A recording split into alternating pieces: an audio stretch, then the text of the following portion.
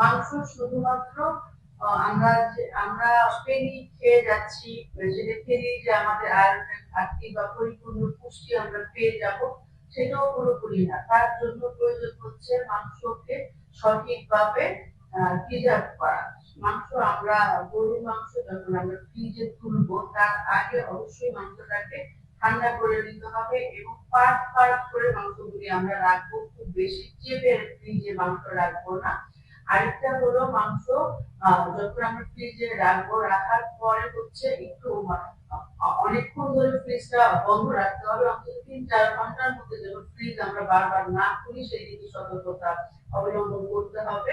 কারণ হচ্ছে ফ্রিজের টেম্পারেচার ঠিক না থাকলে মাংসগুলো টেক্সচার নষ্ট হয়ে যায়, মাংস নষ্ট হয়ে যেতে পারে। সেটা হচ্ছে সেই মাংস খেলে আমাদের কিন্তু পুরোপুরি যে মাংসের পুষ্টিটা আমরা পাবো না, ইমব্যালেন্স সেটা আমরা করতে পারবো না। সেই জন্য মাংস গরু কাটা থেকে শুরু করে, গরু বা খাসি কাটা থেকে শুরু করে ওটাকে হচ্ছে প্রসেসিং করে প্যাকেজিং করে ফ্রিজে রাখাটাও আমাদের একটা কাজের মধ্যে পড়ে, যেটাকে আমরা খুবই গুরুত্ব সহকারে দেখে থাকি।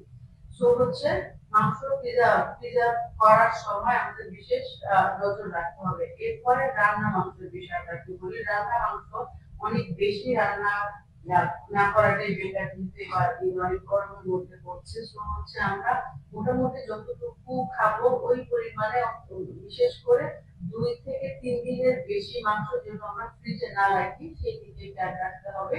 এবং মাংস আমরা যখন যতটুকু খাবো ওই পরিমাণে আমরা বক্স করে আলাদাভাবে ফ্রিজে রাখবো। এরকম যেন না হয় আমরা ফুল বক্সটাকে বের করে ফেলতেছি, দেন হচ্ছে সেখান থেকে কিছু অংশ খেলাম, কিছু অংশ আবার ফ্রিজে রেখে দিলাম ওখান থেকে। এইভাবে না করে যতটুকু আমরা খাবো প্রত্যেকগুলোর বক্সগুলি আলাদা আলাদা করে রেখে যতটুকু পুরো বক্সটাকে বের করে দেন আমরা হচ্ছে বাকিটা ফ্রিজে রাখলাম। এইভাবে হচ্ছে বিশেষ অবলম্বন করার মাধ্যমে আমরা হচ্ছে অনেকদিন 2 থেকে 3 দিনের মধ্যে নরমাল ফ্রিজে মাংস রেখে আমরা সেটাকে খেতে পারি।